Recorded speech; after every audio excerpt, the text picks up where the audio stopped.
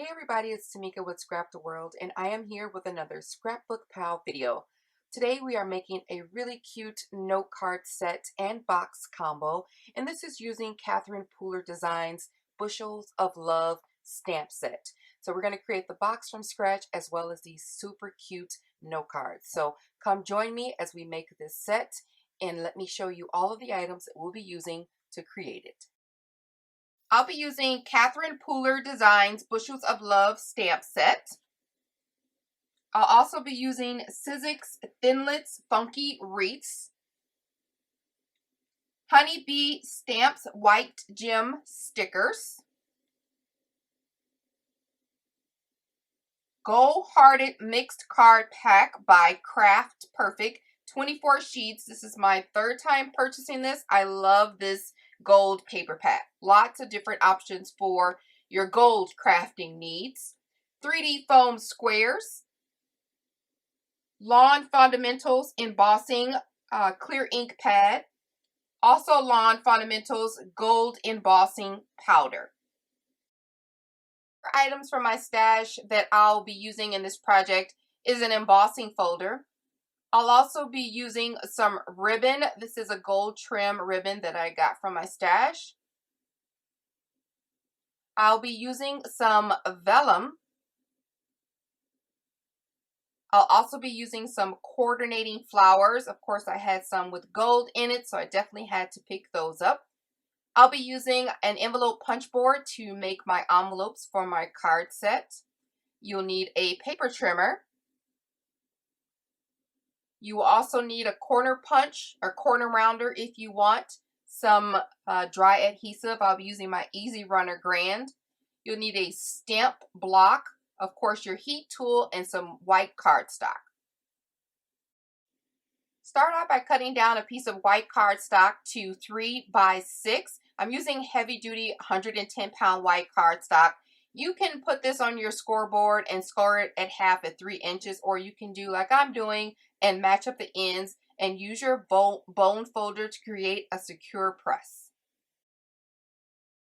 Using your embossing folder, dry emboss a piece of white cardstock cut down to 3 by 3. This part is optional, but I cut down or rounded my corners at the bottom of the envelope and the bottom of the embossed piece. Using your adhesive, I'm using the Easy Runner Grand. I didn't mention it at the beginning of the video, but take the dry embossed piece and add adhesive to it and lay it exactly on top of the white cardstock note card. It's a note card now, so just add that right to the top. If you happen to spill over to the sides or the bottom, just go ahead and cut that off. All right, go ahead and take your Sixxiz Thinlits die. I'm going to use the top one here. This is the Funky Wreaths die. I think it is so cute. And die cut that using the Gold Hearted Mixed Card Pack. 1 in each of the gold and 1 in the white. You're going to use 2 of those dies per card. We're going to make a set of 4. So you want to take the gold piece and you want to add some glue. I used hot glue to a place where you can't see it and apply that to the top of your card. And you want to apply it at an angle. And that's the bottom layer. The bottom layer is gold. We're going to take the top layer and we're going to add some 3D foam dots. I'm going to use this 1/2 inch pack, but I'm going to cut them down a slice into like a little tiny sliver so that I can hide them underneath the wreath while still adding dimension to my card. So I go ahead and apply those dots to those same corners where it's kind of a bigger chunk of space. Take off the backing and adhere it at an angle opposite of the gold so it can kind of layer on top of each other and add like this festive layered nest sort of. All right, now it's time to do a little wet embossing. Go ahead and grab your Catherine Pooler Bushels of Love stamp set. I'm going to use the Thankful here, and I'm going to use the Lawn Fawndamentals clear embossing ink as well as the gold embossing color. I think that these two work well together. You'll see here in a second how great the clear embossing ink is and how vibrant the gold embossing powder is. So I'm stamping that on a little piece of vellum, which you can't see, And then I'm going to go ahead and add that gold embossing powder. You don't need a whole lot. And just a quick tip, of course, you may already know this, add a sheet of scrap paper underneath so you can pour the rest of what you didn't use in the powder back in the jar. Flick it off and just look how perfect that stamps. I absolutely love it. So I'm going to put this back and I'm going ahead and grab my heat tool and just let the magic happen. Look how pretty that is. That gold thankful is so thick and vibrant. You can see that right there. So grab your scissors and go ahead, or you can use your paper trimmer. Go ahead and trim this thankful down close to the edges at the top and the bottom because you don't have that much room on your note card. And then leave about 1/4 inch of space on each of the ends so that you can add your clear adhesive. So that's what I'm doing, just adding some clear adhesive dots that I kind of roll to make a little bit of dimension on the back of that thankful. And then I'm going to place it in the middle of those funky wreaths, and I'm going to squeeze it up just a bit to add a bit of a roundness type banner to it. So you can feel free to lay it flat if you like. I just thought this added just the extra character to the card. Then you're going to grab your Honeybee Stamps white gem stickers, and we're going to kind of camouflage the adhesive we use to attach the vellum to the card using these gems. You can put 1 or 2 on each end of the thankful sentiment, and that kind of distracts away from the clear glue gems at the bottom. So I'm going to use a remnant from the gold hearted paper pack. I cut this down to 1/4 inch just to add something to the inside of the card where a person would write their sentiment. I use my Easy Runner tape to adhere that, and that's it for that. So use whatever tool you use to make yourself an envelope. I'm using an envelope punch board. I cut this down to 5 1/4 square, and then it's scored at 2 5/8 at these angles. But whatever tool you use to cut out an envelope to fit a 3x3 note card, go ahead and make 4 of those now. So I'm going to go ahead and fold this up. I like to give my cards a great crease so they can be nice and crisp. And then I'm going to attach it together using hot glue. I also like to fold over the top, especially if I don't line it. And then I add the card right to the inside there so that everything's all attached in one piece. So make 4 of those, just as I've done here. And then we're going to put those away for now and go ahead and make our box. All right, for the box bottom, you're going to cut down a piece of white cardstock to 6.5 by 6.5.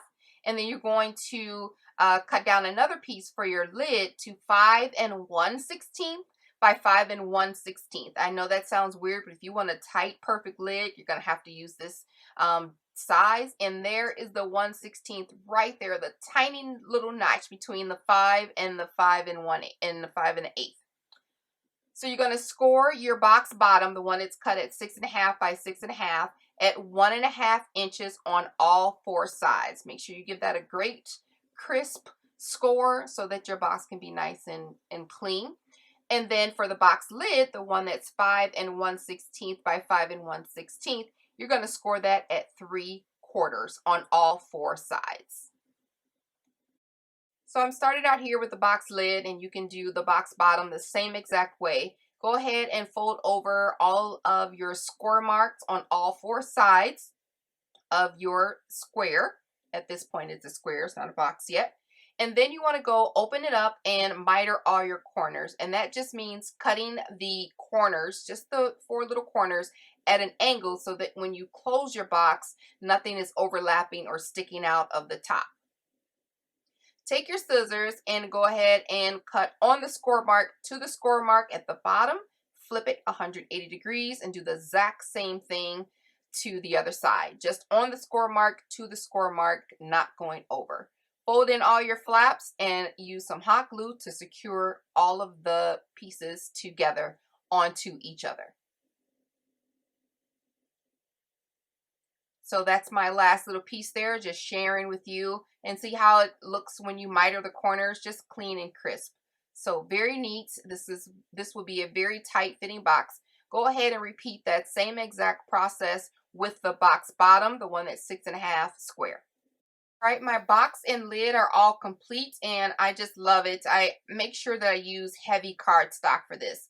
So you can grab your cards and layer them all in there. You can also put these cards in like a clear um, envelope or clear bag to keep them down. I'm just going to put some tissue paper on top that coordinates with the top, my decoration and everything, just so they, when they open it up, it'll be just a nice cute gift. So adding the box lid to that, and like I said, it's a nice fitting squeeze. It just looks like it's from a jewelry store. It's so neat. So I really like doing boxes for when I want to give gifts. And I'm going to take my flowers that I have gotten from my stash and add some 3D foam squares to the bottom to add a little bit of height. I'm adding one foam square to the smaller flowers and two foam squares to the large flower, so the large flower can be popped up just a little bit more and we can tuck the smaller flowers underneath. I'm going to grab my coordinating ribbon. It's a gold and white ribbon, and I'm going to tie it into a nice bow so that it can kind of stick out from all of the flowers and just add that professional, here's a wrapped gift for you look. So I'm going to attach the bow to the box using a dot of a dot of hot glue, and then I just attach the center of my ribbon to that dot there. And I'm going to cut off the edges. Later on in the video, or later on off the camera, I will cut those ribbon ends just down a little bit more to just make it a neater look. So I'm starting out with the largest flower. I always add a little bit of hot glue when I have heavy things added to dimension, just so it can stay a little bit more secure. And I'm going to add that right to the center of the bow. And then I'm going to do the same thing with the hot glue to the two smaller flowers. And they have dimension on it as well. And I'm going to tuck those in right underneath the larger flower at an angle so that they can just sit on the box nice and pretty like. All right, now that I'm satisfied with those flowers, I'm going to go ahead and cut these down a little bit. And I still cut them down a little bit more even after that, because I just wanted them to look nice and neat. So now that that's all done, that's the end of my box. Thank you guys all so much for watching. Be sure to check out the links below in the description box for the written directions for this project. And make sure you check out the blog at scrapbookpal.com. See you guys later. Bye.